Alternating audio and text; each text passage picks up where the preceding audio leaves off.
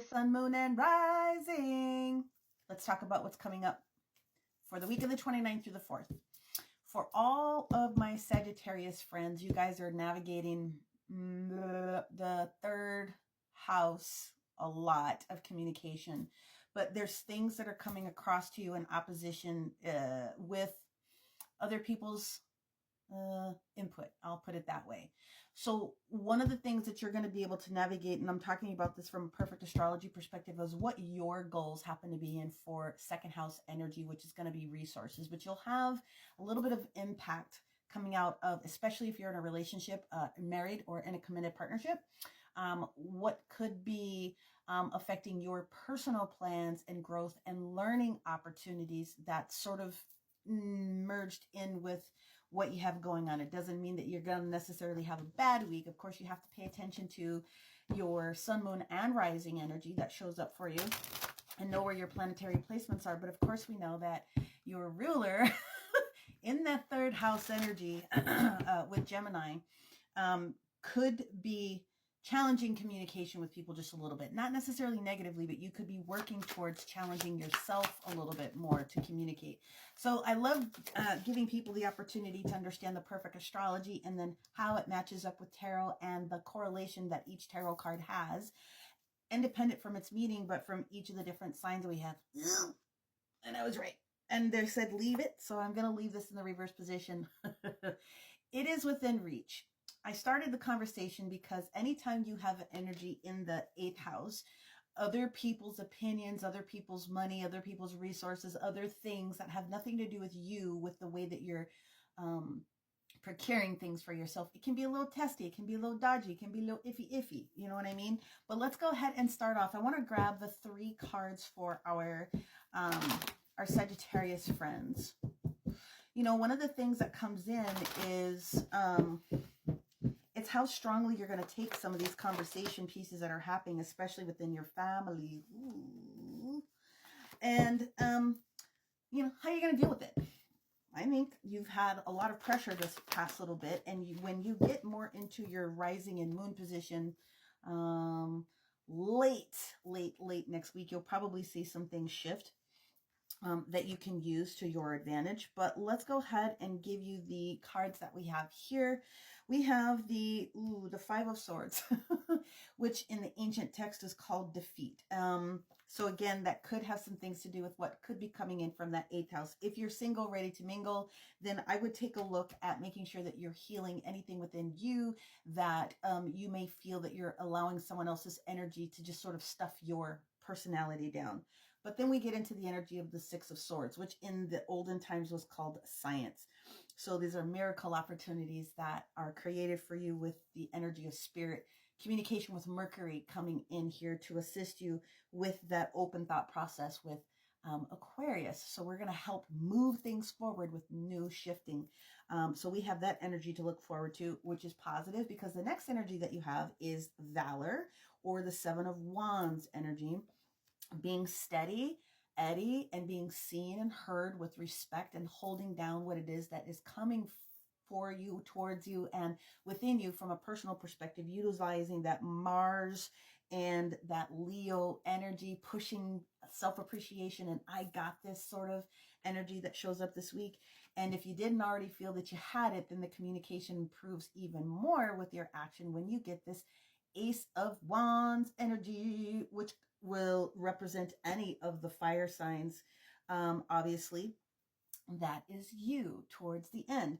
So like I said, your communication is going to be able to shift a little bit more into how it is you're communicating, potentially looking out for things coming from a spouse or other people that are responsible for what it is that you've got going on, but you push more into your own element this week. So pay attention to the daily transits as it shows you the correlations between a couple of different things. Now this week on the Sunday, we have the new moon in Leo, and we also have Mercury going retrograde.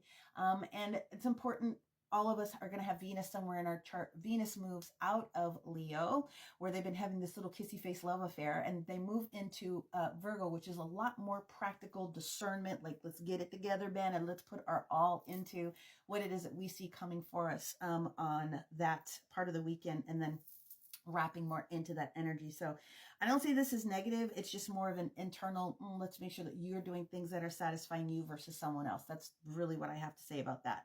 What I want to do is I want to pull the energy oracles, and I am going to clarify each one of these with one card with a separate deck, but I want to see what the energy has to say first. I really want to take a look and be nosy at why you're feeling uncomfortable here with this defeat, just as another opportunity. It is the energy of Venus in Aquarius a little bit. So, all right. So the first card that we have is appreciation. Are we appreciating ourselves? Are we allowing our root chakra and our patience, which guess who that is? Are you allowing yourself to be your own temperance energy? Are you balancing things, especially when it comes to the root chakra? Are you allowing things to be seen and felt? This energy here tells me you might not be so much, but let's go ahead and bring that out, because the universe wants you to be able to ground what is yours. Let's just go in. Let's see what we got going on here. Why is Venus and Aquarius kicking your butt over here? Is it relationship? What is this about? Well, we got the Hermit in the reverse position, which means there could be some loner activity that's going on in your world. Somebody just doing things on their own, not necessarily considering, but does look like that is definitely coming to an end. Now, if you're not dealing with a Virgo, then let's talk about the discernment again when Venus goes into Virgo later on this week. And that 10 of Wands energy that shows up, if you didn't already know, that is Sagittarius energy. So you are definitely on the right track. Is there anything else? Let's see, the 6 of Swords. Traveling in the right direction, allowing spirit to guide you. They're helping you with your inspiration and the actual motivation that you need with Mercury to come in here. Now, they are telling me to use this one, so that's what we're going to go with. We're going to put these ones back. And now you have the 3 of Pentacles.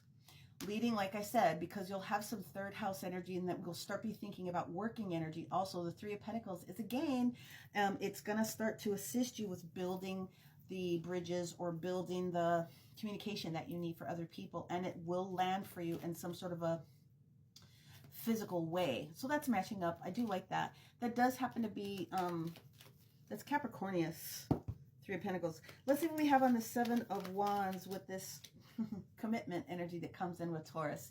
So the Hierophant, commitment, if you're looking for, this could have some things to do, like I said, it could have some things to do with you coming in with opportunities for new opportunities, like literal, whether it's education, whether it's deeper commitments within relationships. It could be different sort of things coming in with your environment in work positions. But when the Hierophant comes in there, that's actually a really good card, especially in the upright. So let's see what else we have on that Ace of Wands, and then we're going to go, there's your 3 of Cups. So whatever the situation is here, my friends, it is going to be a better situation than how it may have potentially been up until this recent moment, up until now. So that 3 of Cups energy that we have sitting here, this 3 of Pentacles, I do like to see that there is the motion, and then that 6 of Swords coming in here, that 3 of Cups energy. We do like to see when you get towards the energy of, also look for Wednesday, Thursday. Look for the daily transits, because I think that there's going to be some things that could potentially be assisting you there. But we're going to go into a sacred geometry here to see what else we can offer our Sagittarius, Sun, Moon, and Rising until they get to their space in the upcoming week. Yeah, that Cancerian energy that comes in towards the latter part of the week with that 3 of Cups, I think is everything that you need for a breath of fresh air to help confirm some things going on for you. So what we have here is creating the foundation. So if you have been challenged in your root chakra, okay, creating the foundation for what it is that you want to look at, then the universe is going to ask you to make sure that you are creating the right stability that you need for yourself. Outside of somebody else telling you what to do, you always have to do what's necessary for yourself. And yes, even if you're in a family, in a relationship, any of those things, you still always have to take care of yourself. So grounding elements are going to be supportive of you. Red jasper, any of those deeper, darker crystals are going to be able to assist. And also pyrite. For some reason, they're telling me to talk about pyrite for you within this card, because you are definitely going into a new direction. So this is going to be an interesting week, but you've got this. You can handle all the changes. As always, may you receive everything that is that you need, want, desire. Find the beauty in all things and find me in one of these links if you need me. Many blessings.